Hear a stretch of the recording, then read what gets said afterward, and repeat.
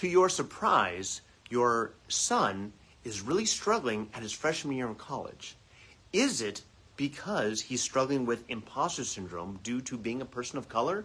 Well, let's talk about that today on Tips on Teens. My name is Kent Toussaint. I'm a licensed marriage and family therapist, and I specialize in helping kids, teens, and families to live happier lives. I lead two organizations, Teen Therapy Center and the nonprofit 501c3 organization, Child and Teen Counseling, both here in Woodland Hills, California.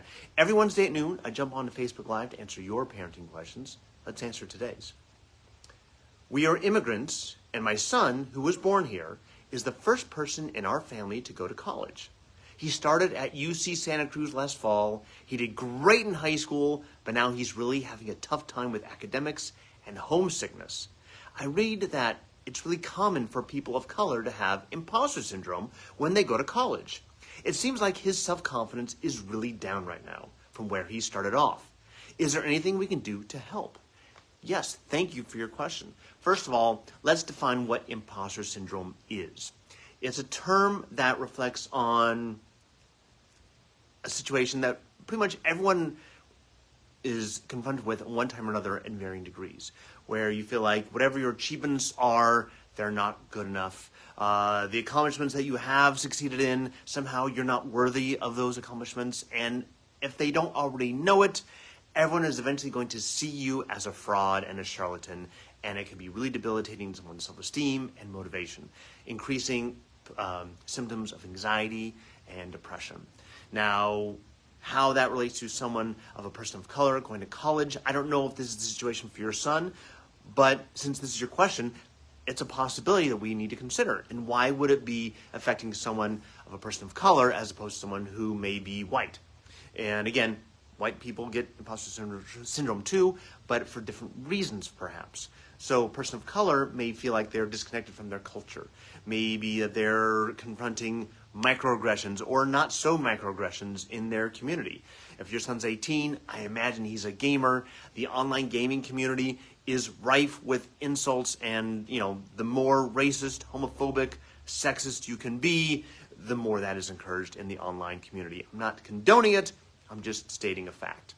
So it could be that your son is being hit on all sides by racial slurs, homophobic, taunts, whatever that may be triggering his sense of lack of self-worth, self-doubt, and that could be increasing that, along with being homesick. Now, a college freshman being homesick is not horribly uncommon either.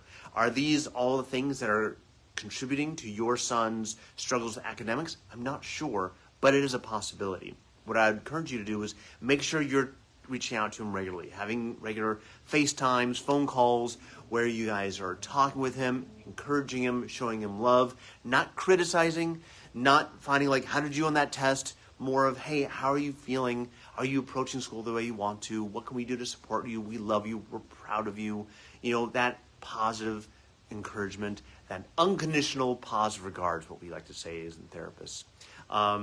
Also, I encourage him to get involved in cultural activities at school, whether it be a club, an activity, a group of friends, where he feels connected to his culture a little more. Santa Cruz is a fairly diverse population, I believe, and reaching out to the school, reaching out to, message boards, finding ways to find that connection, I think is really important. If he's still struggling, possibly finding a therapist in his area for him to talk to. Now, if you find a therapist that has a similar culture as his, that's a bonus. The problem is, our industry does not have enough people of color in it. We need more people of color in our community, in our field. So if you are a person of color considering to be a therapist, please go get your master's degree. We need you in our field. But even if you can't find someone who matches his culture, there are plenty of therapists, myself included, who feel that it is our responsibility to really make sure we extend empathy and understanding and respect and just good-natured support for people who do not have the possibility of seeing someone of their own culture. And we are very sensitive to that. And I think it's very important. It's something that's very important in our field. Not every therapist is going to do that. I understand, just like Not every police officer is a good police officer. Not every teacher is a good teacher. But most people go in these fields have the intention of supporting and being supportive and offering that unconditional positive regard and that respect. So that's our question for today. Oh, one other thing. Make sure if he's homesick, make sure he gets to come down for a home-cooked meal occasionally. You guys go up to Santa Cruz and, spend a weekend, a day trip if you can. Find ways to connect where he's feeling connected to you guys. I think that's really important. Anyways, that's our question for today. Thank you very much for your question. Keep them coming. If you have a question you'd like me to answer here on Tips on Teens, email us at tipsonteens@teentherapycenter.com. Again, my name is Kent Toussaint with Teen Therapy Center and the nonprofit Child and Teen Counseling. And we look forward to answering your question next week, Wednesday at noon. Bye-bye, guys.